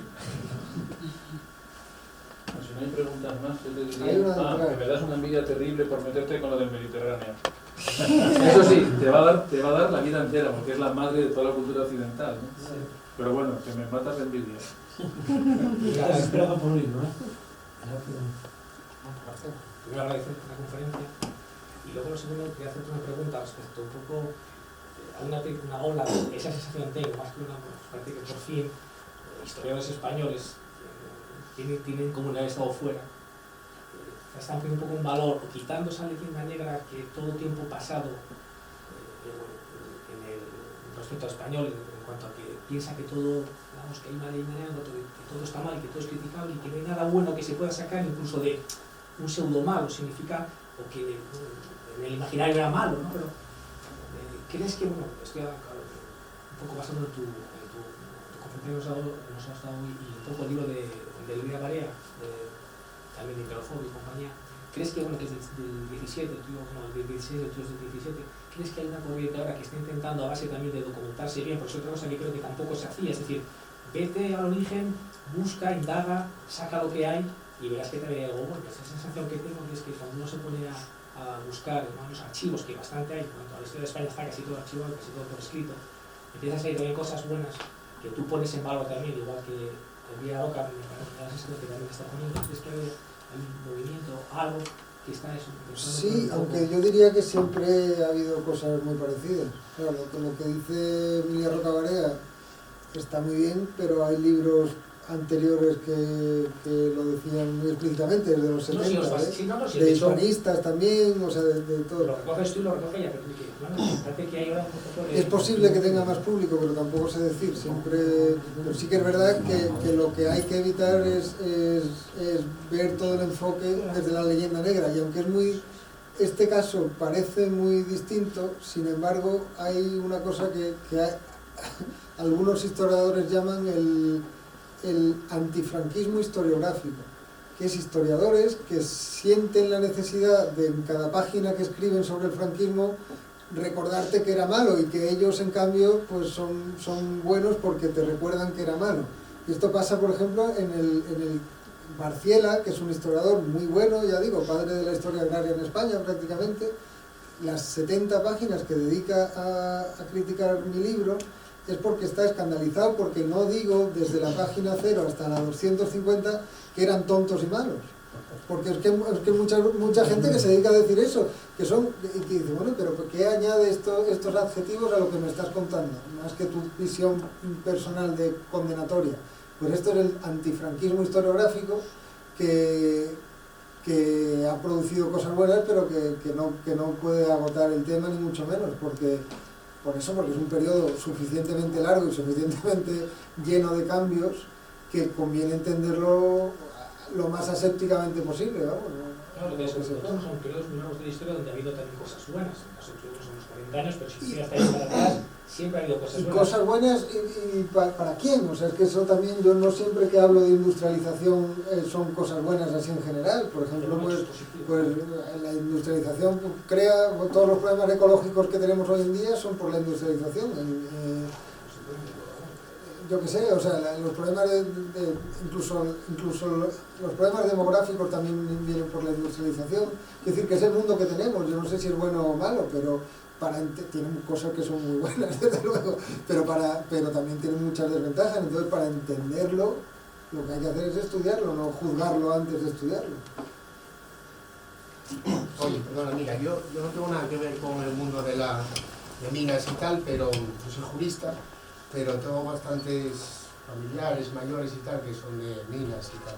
Entonces, hablando un poco concretamente, que sí me llama un poco la atención, de los ingenieros de minas en Asturias y tal, decías que a partir del 46 se notaba un poco esa salida de la autarquía y que los ingenieros españoles, asturianos, por ejemplo, ya salían en Alemania, habías hablado de Italia. Y te lo digo porque yo tengo un libro aquí que le tengo un afecto personal porque es un tío abuelo mío, y lo escribí en el año 46, un ingeniero de minas de aquí, y dice, he visto en los Países Bajos carbón, lo publican en el año 1946 y lo publica la Comisión para la Distribución del Carbón, y me recuerda un poco a ese matiz que dices, que es a partir del 46, y efectivamente, bueno, yo sé, y aquí los ingenieros de minas mayores pues siempre hablan de esas estancias de Alemania y de Italia, de la cuenca de Ruhr. Yo tuve unos tíos que estuvieron en la cuenca de Ruhr, y este tío abuelo mío pues da la sensación que en ese año 46 puntual pues se dio un viaje a los Países Bajos y lo escribe, ¿no? Eso te lo enseño después, y bueno, le tengo bastante cariño personal al libro y tal, y bueno, yo te digo, no soy yo de la rama y tal, pero venía a escucharte un poco por eso, y me llamó la atención que hablabas del 46, lo firma aquí agosto del 46, ¿no? Agosto del 46. Gracias, ya me lo enseñará. Aunque con Alemania y con otros países hubo intercambio de técnicos durante toda la guerra, claro. Y esto de Torroja, yo sí quiero de Torroja lo leí en el libro y quedé maravillado con ese señor, porque además tenía prestigio internacional, fue presidente de varias federaciones y comisiones. ¿En qué puedo cambiar el nombre? En el 49 era presidente de la Sociedad Europea de Hormigón Pretensado, por ejemplo. Y el hormigón pretensado fue un material clave en la reconstrucción de la posguerra europea, con lo cual ser eso no es moco de pavo. En el 49. ¿Y qué quedó lo de...? Y lo usaban, por cierto, en España, usaba Torroja sus redes internacionales para poder hacer valer sus proyectos en España, sobre todo frente a los fabricantes. Los fabricantes se llevaban muy bien con Torroja, menos cuando quería regularles. Y Torroja decía, oye, que el pretensado no es cemento normal, esto hay que seguir unas normas porque si no, como se nos caigan 4 edificios más... Es el primer material compuesto que se conoce. Con lo cual hizo un pliego de condiciones que los fabricantes no aceptaban porque decían que ellos preferían hacer el suyo. Y para imponer el suyo, Torroja decía, oye, pero si que yo soy presidente y estoy llevando este pliego en Europa, ¿cómo me vas a decir aquí que no? Y así sucesivamente. Nosotros curiosidad que me llamó la atención, que yo no sé si el geólogo ese que hizo los planos de allí de Moscú y todo eso. Medina. Me parece que en un momento determinado dijiste que fue recibido por Franco, y Torroja, yo creo que el libro también lo recibió varias veces. Tenía la facilidad esa de ir a hablar directamente con él y proponerle los proyectos, y bueno, y saltarse toda la burocracia esta, el ministro, no sé qué. ¿Tiene esa facilidad? Hombre, no todos, no todos. Por ejemplo, Torroja lo hacía a través de su ANFA. Medina a través de Díaz Villegas, el general, que cuando encuentra fosfatos le dice, oye, vete a ver a Franco. Pero claro, Pero iban ellos personalmente, o sea, Torroja y Medina fueron a ver a Franco. Sí, supongo que no todos los fines de semana, sí, pero sí, estos son reuniones que ellos cuentan o que cuenta alguien y efectivamente, sí. El propio Valverde, que es este que digo que montó Doñana, que tiene unas memorias muy divertidas, son 7 tomazos, pero son muy bonitas de leer, pues dice, yo soy demócrata, son del 2003 las memorias, dice, yo soy demócrata, pero tiene alguna ventaja la dictadura sobre la democracia, es que solo hay que convencer a uno. Aunque luego eso es mentira, incluso en el franquismo hay que convencer a muchos más, no solo a Franco. Pero bueno, es interesante que esto lo cuenta él porque dice, Doñana lo sacamos porque Alvareda se reunió con Franco y conseguimos nosotros traerle a Doñana y tal. O sea, bueno, de hecho, lo que cuenta más o menos es que en el 53 invitaron a Franco a cazar patos a Doñana y 2 biólogos y un aristócrata de Doñana le dijeron, oye, esta maravilla cinegética, si seguís plantando eucaliptos nos las cargamos. Y fue como dicen que convencieron a Franco de que pararan las plantaciones. Pues muchas gracias. Me siento obligado a recordar que ha venido la librería Cervantes, aquí lleva 2 horas estoicamente aguantando, así que y nada más.